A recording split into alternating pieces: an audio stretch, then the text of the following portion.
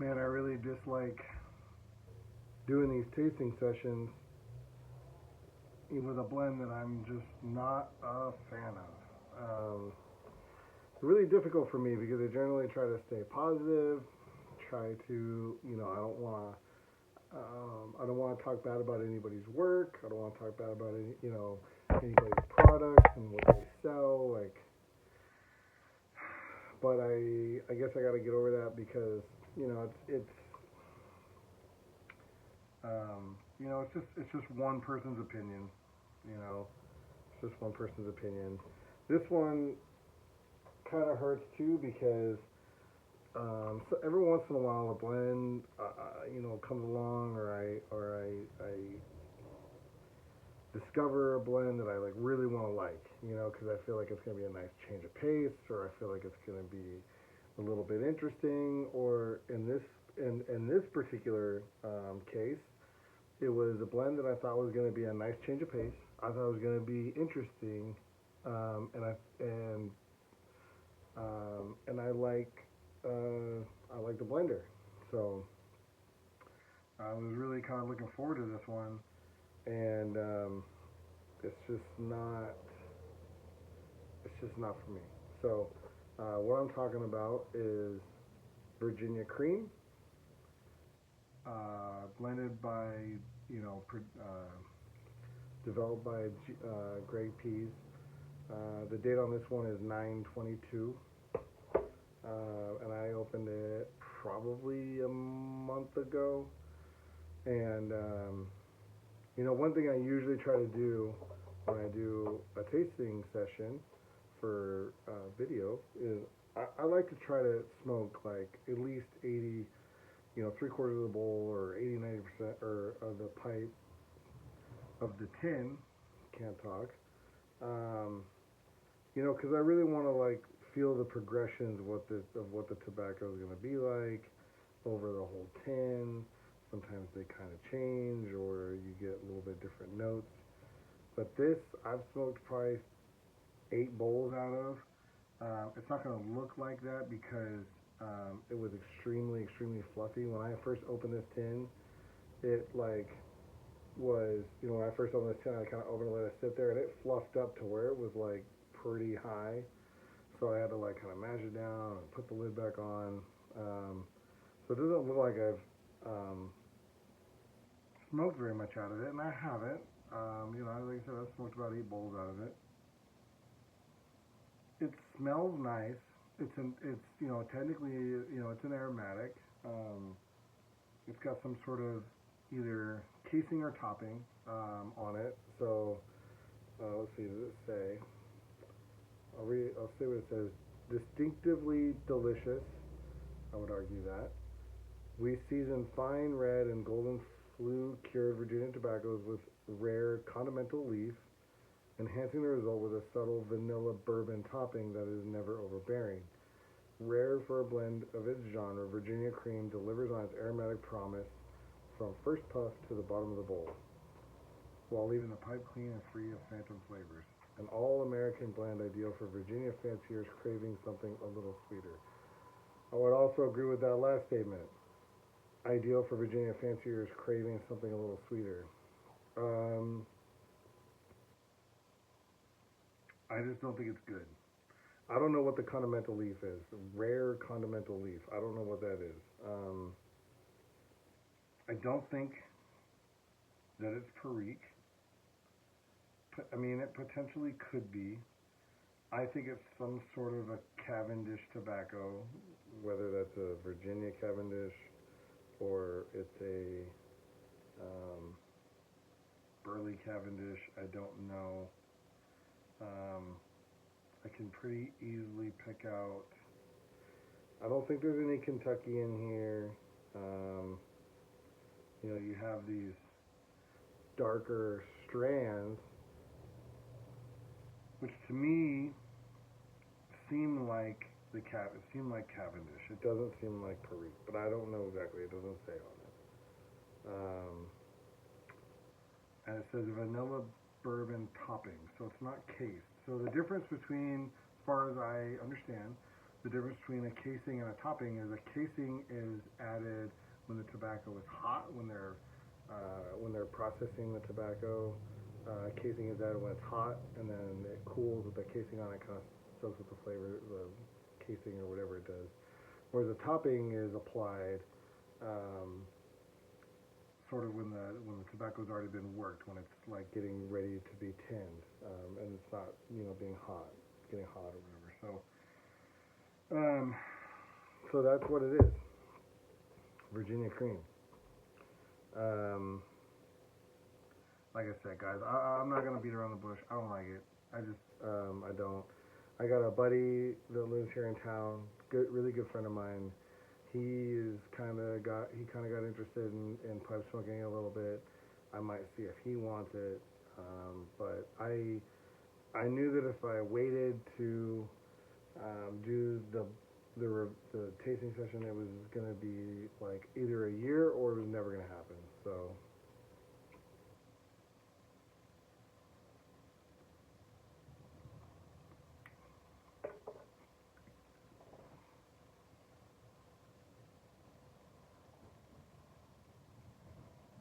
What I will say is there's nothing like particularly off-putting about it.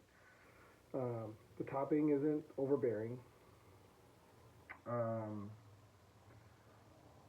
It's not overbearing necessarily. I think it's, you know what I think it is?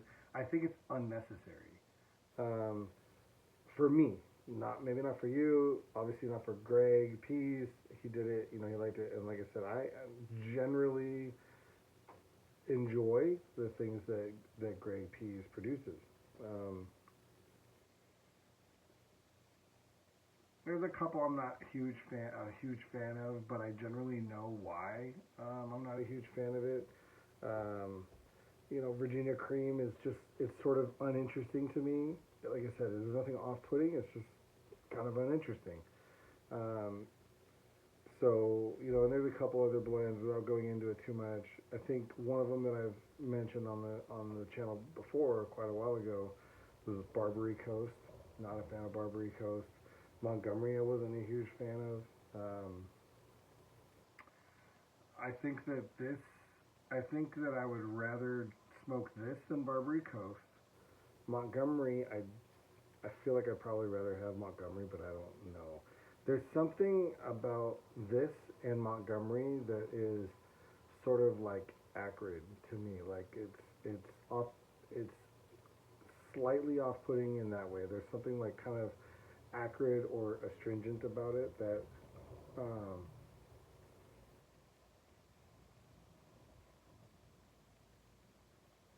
that I pick up, and that happens with other blends too. But usually there may be something else that I like about it that overpowers that. But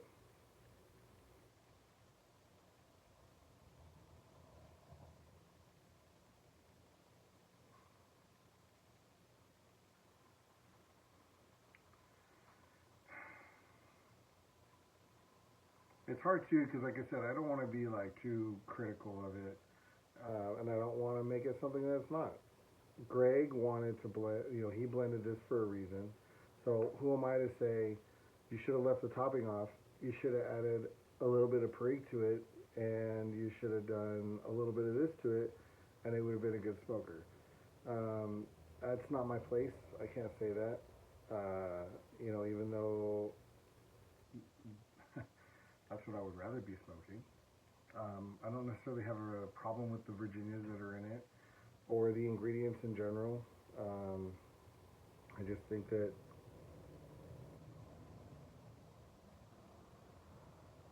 for me it's been a little one-dimensional, and there's like this weird, harsh, astringent note that I can't seem to get away from.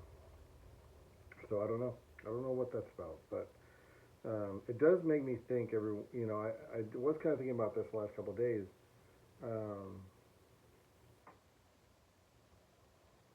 Well, these are all one person's opinion, one guy's opinion.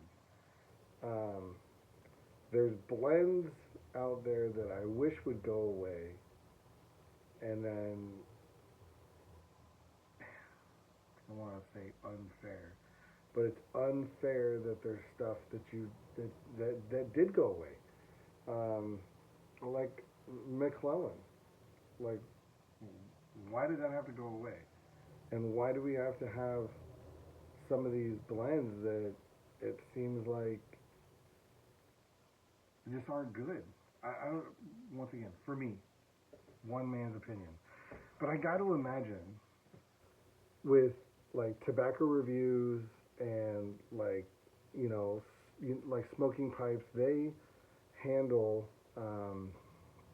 they keep track of like the metrics on what they sell, how much of it they sell, all that kind of stuff. Like there's got to be some kind of feedback to be like, hey, like these 5 blends were our worst sellers, and they have bad reviews on tobacco reviews. They should go away, so that the resources, maybe potentially the resources that go into those blends, can go into something else. I don't know. I'm just thinking out loud, but um, I feel like I feel like as we get further down the road of less and less tobacco leaf production, there should be some difficult decisions being made about where those productions are allocated. And I'm not saying that anyone should listen to just one guy or this person. The last thing I think that a blending house or tobacco producer wants to do is get one guide. Well, one guy said.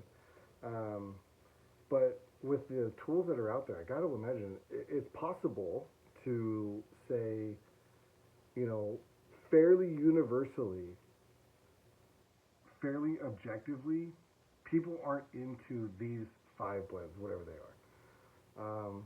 So let's get rid of those and reallocate, potentially reallocate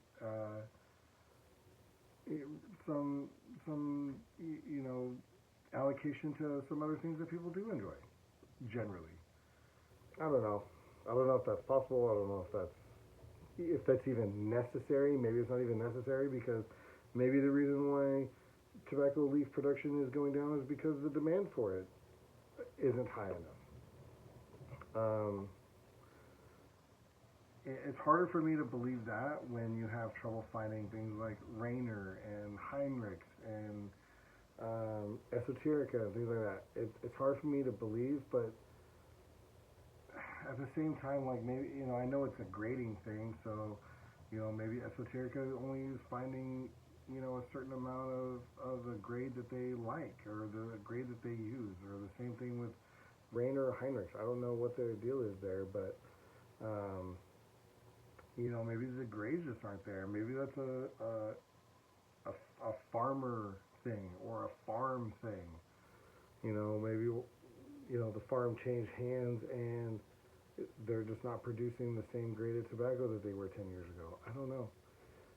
I'd be really interested. Like these are the kinds of things that like I would be really interested to talk to somebody who really knows what goes on behind the scenes, like like a tobacco buyer. Like I don't know what Cornell and Deal does, like how they buy their tobacco. Like my assumption is that it's like Jeremy Reeves and someone else or a group of people. Maybe Jeremy Reeves isn't even involved at all. I don't know. I don't know anything about their business. I don't know anything about them. But I would be very interested to talk to somebody from a Cornell and Deal or a McBaron or a Peterson or somebody that's like a buyer that can like explain why why it is the way that it is. Why is it hard to produce some blends but doesn't seem hard to produce others? I don't know. I don't have near enough clout or experience or plugs in this space, in the tobacco and pipe space to warrant a callback or even having a conversation about something like that. So maybe it'll have to be somebody else. Maybe it'll have to be somebody, and maybe that conversation has already been had. I don't.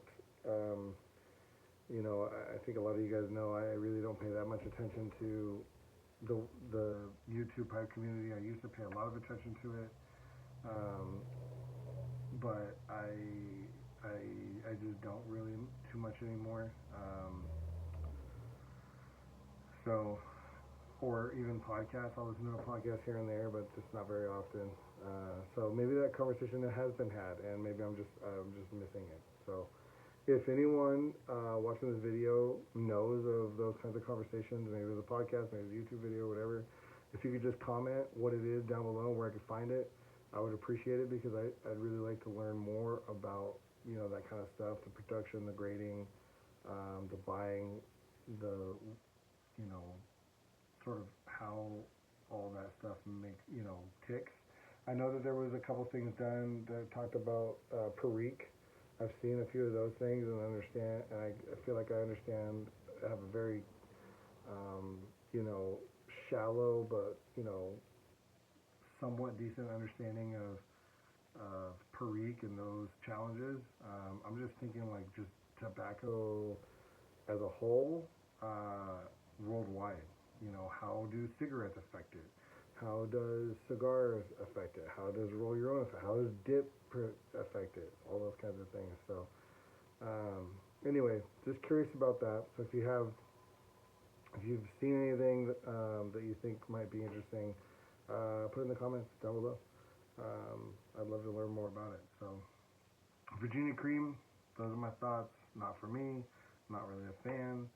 And yep, that's all right. Can't win them all. Move on to the next one, and go from see what else is out there. So there's plenty to pick from.